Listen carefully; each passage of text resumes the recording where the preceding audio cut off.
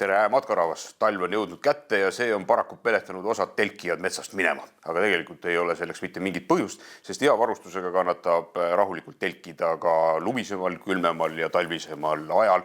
Ja mis siis salata, olen enda jaoks leidnud sellel talvel just nimelt lummust sellest talvisest ööbimisest. Tõsi, selle jaoks on vaja varustus, et suvene varustus alati ei pruugi sellistes oludes toimida. Aga täna Kaspariga proovime anda teile väikese ülevaate, missugune vahe on suvevarustusel ja talvevarustusel ja kuidas endale koostada siis selline komplekt, millega te lume sees telkides ilusasti peaksite hakkama saama. Nii, ja esimene asi, kui sa laagrisse jõuad, on tavaliselt see, et sa pead panema telgi üles. Räägi paari lausega ära, mis vahe on suvisel telgil või 3 hooaja telgil versus siis 4 aastaaja ja talvetelgil.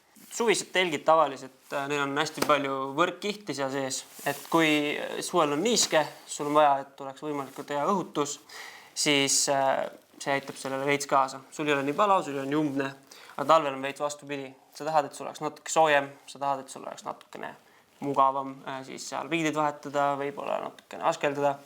Siis selleks on tehtud talvistel telkidel just see sisemine osa tihedast materjalist ja see siis aitab sul hoida veits paremini sooja.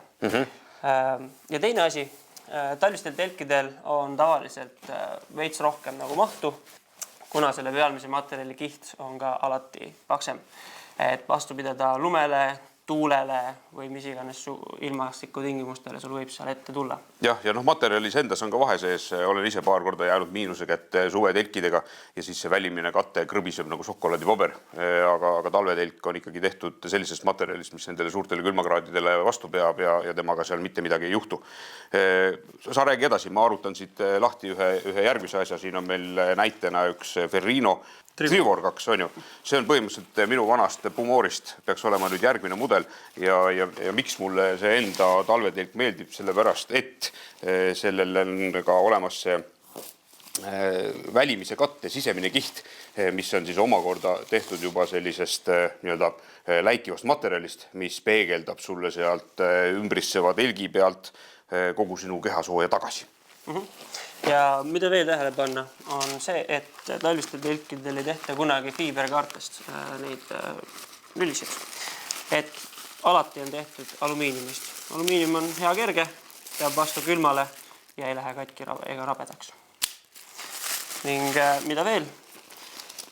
Talvel on tihti veits raskem tegelikult ka neid vaiasid maha panna. Seega vaiad on tehtud natuke suuremad, on tehtud siuksed kolmnurksed või alternatiivselt, et aasad on tehtud suuremaks, et sa saad panna sinna kas või suusad või mingid muud suuremad oksad, et lume sees oleks natuke mugavam. Vaatan, et see on ka pealt mõnus lapik.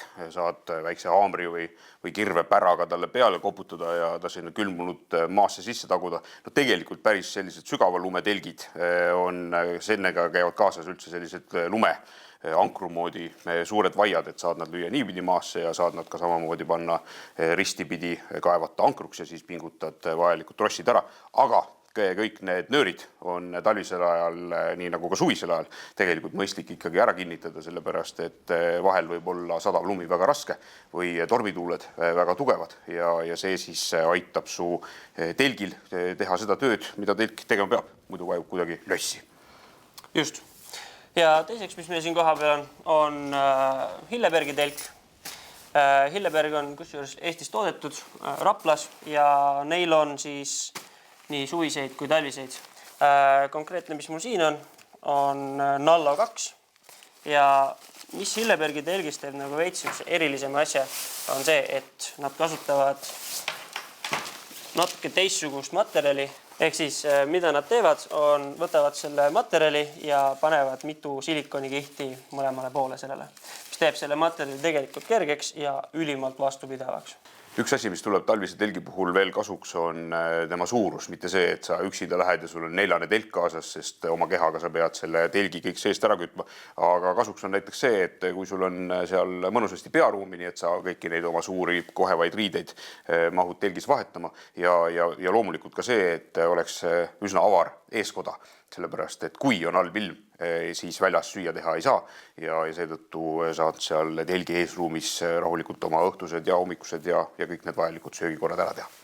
Ja siis on muidugi need inimesed, kes ei taha endaga suurt telki kaasa vedada, vaid saavad hakkama ka muudes tingimustes, kes kardavad vähem külma, siis nemad saavad endaga kaasa võtta siis näiteks sellise toote, mille nimi on Pivi. Räägi, mis see Pivi on? Pivi on siis põhimõtteliselt nagu asendustelgile. Kui sa tahab midagi hästi kompaktset, hästi kerget, siis see on see lahendus. Põhimõtteliselt, kuidas see käib, on siia sisse sa paned oma madratsi, oma magamiskotti ja enda rohkem väga midagi ei saa. Ja veedad oma öö lihtsalt kompaktselt ühes isoleeritud kestas. Peale ei saja, välja ei saja ja iseenesest kaitseb see nii tuule, külma kui ka kõikide muude asjade eest, aga see ikkagi eeldab seda, et sul on ikkagi normaalne magamiskott siin sees on ju. Ja siin on ka loomulikult väiksem ruum, mida siis oma kehaga soemaks kütta, teha elamiskõlblikuks ja võrreldes nüüd telgi suurusega on seda ikkagi väga mugav endaga kaasa võtta.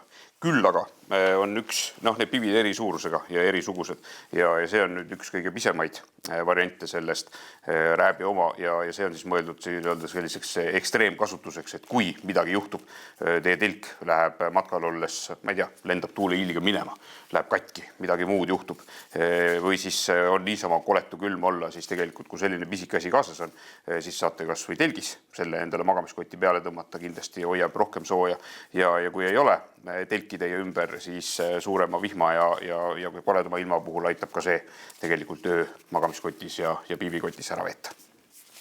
Ja siis, kui ikkagi päris ellujäämiseks läheb, on alati olemas ka see nii-öelda space blanket või mis ta see nimi on, selline hõbedane tekk, mille teine ots on kuldne ja kui on ikka koletu külm, siis see on alati ka üks hea asi, mis võiks olla matkal kaasas.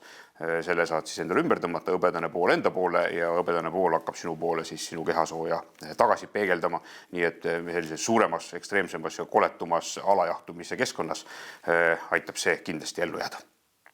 Nõnna, telk on nüüd üleval ja järgmine kiht, mida enda alla on vaja selleks, et maapinnalt õhkuv jahedus sinuni ei jõuaks, on siis matkamatt või siis lebo või kuidas iganes keegi seda nimetab. Missugune on vahe suvise ja talvise matkamati vahel?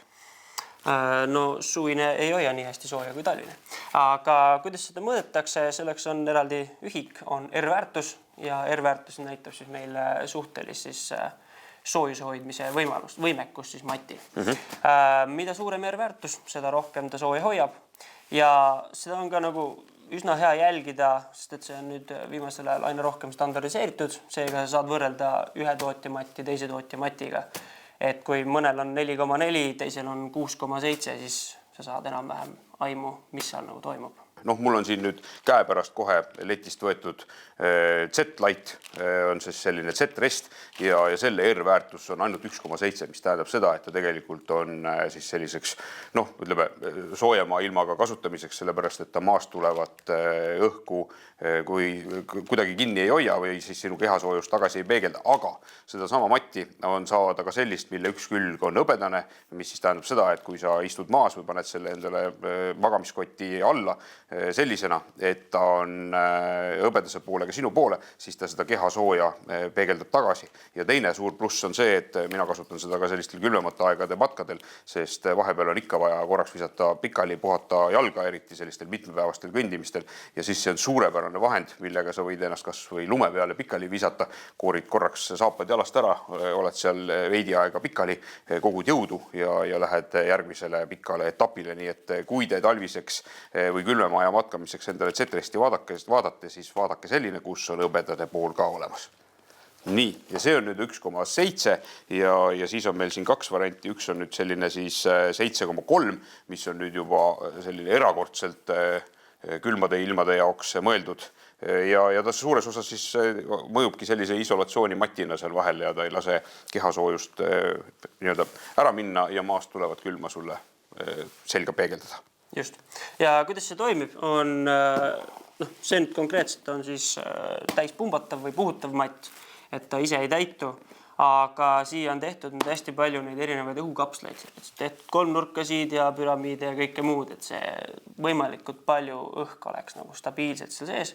Seega, mida vähem ta liigub, seda rohkem sa suudad teha neid soojemaid õhukihte endale sinna alla ja seda rohkem ta sooja hoiab. Ja umbes tegelikult sama põhimõttega töötab ka näiteks selline matt, mille R-väärtus on siin meil 4,4 ja tema on nüüd natuke suurem, sest et ta on ise täituv, mis tähendab seda, et tal on siin siuke vahulaadne toodang sees, et kui sa avad need luugid, ta tõmbab ise õhku täis ja tekitab sulle nagu automaatselt sinna hästi mitu sihukest õhumullikest juba. Ja see hoiab ka jällegi hästi sooja. Üks asi, millele tasub tähelepanu pöörata, on see, et kui siin on sees ka selline fooliumikiht, siis ta võib natukene krabiseda, kes on sellise kergema unega, siis saate igaks juhuks proovida, kas töötab. Aga ta krabiseb selle täispumbatuna oluliselt vähem kui niimoodi kokku rullituna. Ja reservväärtustest mingisugune aim anda siis 1,7, siia on peale joonistatud siis ka kriips ainult päikese ja lille alla, mis siis suures osas tähendab seda, et tegemist ongi sellise sooja ilma leboga. Siin on 7,3, siin on see kriips joonistatud juba suure lumehelbeni ja tegelikult 7,3 loetakse ikkagi väga selliseks hardcore matiks ja minu meelest need sellised 4 aasta ja matid hakkavadki kuskilt sealt juba 4 juures pihta. Aga igal juhul, kui te lähete mingit otsima ja vaatama, siis vaadake selle toote pealt ka ja küsige poest nõuandeid juurde. Just. Ja sa võid alati ka kombineerida, et kui sa paned selle mati oma õhkmati alla, esiteks ta kaitseb teda mingite kivide, okaste ja kõige muu eest, eks ju, ja teiseks ta annab natukene veel ekstra soojust juurde.